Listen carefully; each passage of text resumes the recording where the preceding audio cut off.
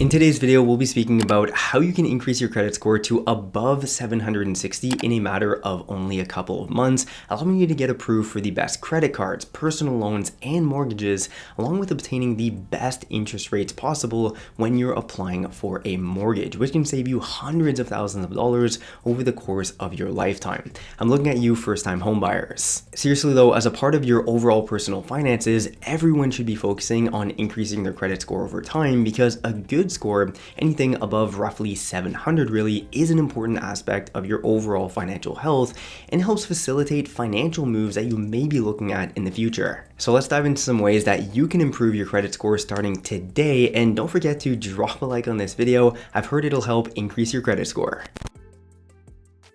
Alright, so the first step in improving your credit score is to understand what it even is in the first place and how it is calculated.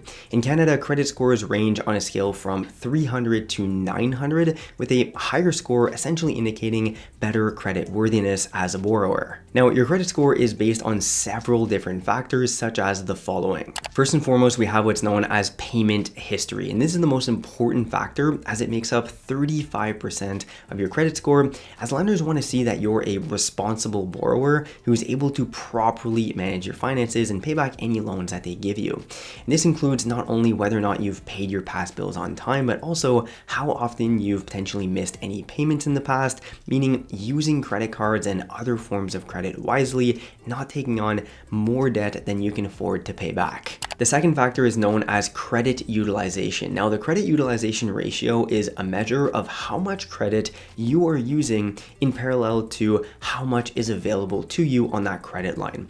Now, this is an important factor to consider because maintaining a good credit utilization ratio can have a significant impact on your overall credit score. Ideally, you would want to keep this utilization ratio below 30%, and by keeping your credit utilization low, you're essentially showing lenders that you are responsible with your credit and can therefore be trusted to repay any loans or credit that you may apply for in the future. Now, one way to keep your credit utilization low is to only use credit cards when you really need to, and to pay off any balances in full each and every month. Another way that's more common and that I use myself is to periodically request credit limit increases, which can increase the amount of credit available to you and therefore decrease your credit utilization ratio. The third element to consider, making up 15% of your credit score, is the length of your credit history. Now, this refers to how long you've essentially had various different credit accounts open, and the longer your credit history, the better, as this looks beneficial to lenders. Next up, we have the types of credit lines open to you, around 10% of your credit score, as lenders want to see a mix of different types of credit on your file, such as credit cards, car loans, personal loans, and mortgages. And then finally, we have recent inquiries, making up another 10% of your credit score. If you've recently applied for any type of credit, well, this can have a negative impact on, once again, your overall credit score. And this is because every time you apply for new credit, it results in what's called a hard inquiry on your credit report. And hard inquiries can decrease your credit score every single time, especially if you have multiple hard inquiries in a short period of time and you're trying to, say, get approved for a mortgage. This can have a negative impact on your loan approval. So in summary, when combining all of these factors, we're looking at 5 elements that come together to impact your global credit score, which ends up looking like this pie chart.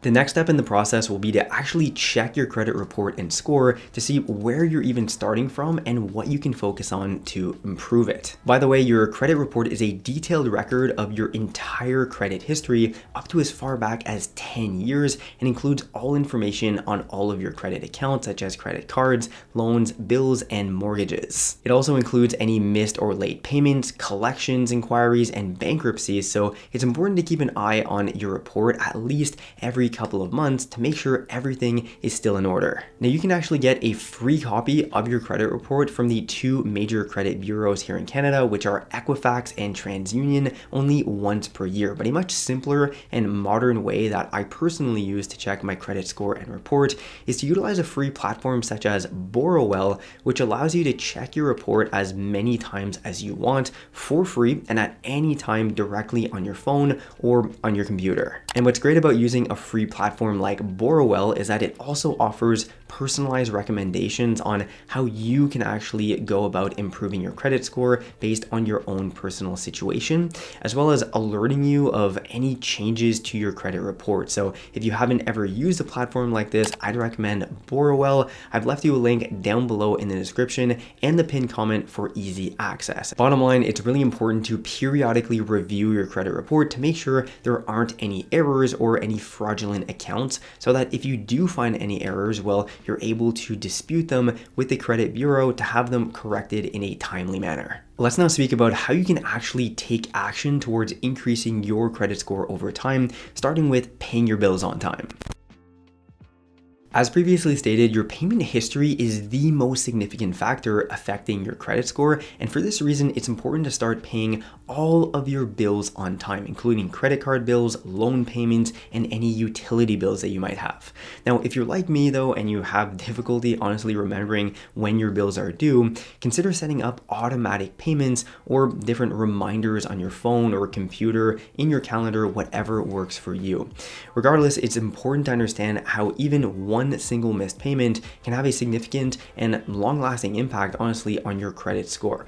Okay, when you miss a payment, it can lower your credit score by up to 20, even 30 points, depending on the situation, which might not seem like all that much, but dropping from, say, 740 to 710 is actually quite significant and can take several months to build back up to with adequate payments on time. Additionally, missed payments can result in late fees and other interest charges, making it even more difficult to catch up on late payments and potentially lead to further missed payments in the future, which we want to avoid. So it's crucial to make every effort to stay on top of your payments to keep your credit score in good standing.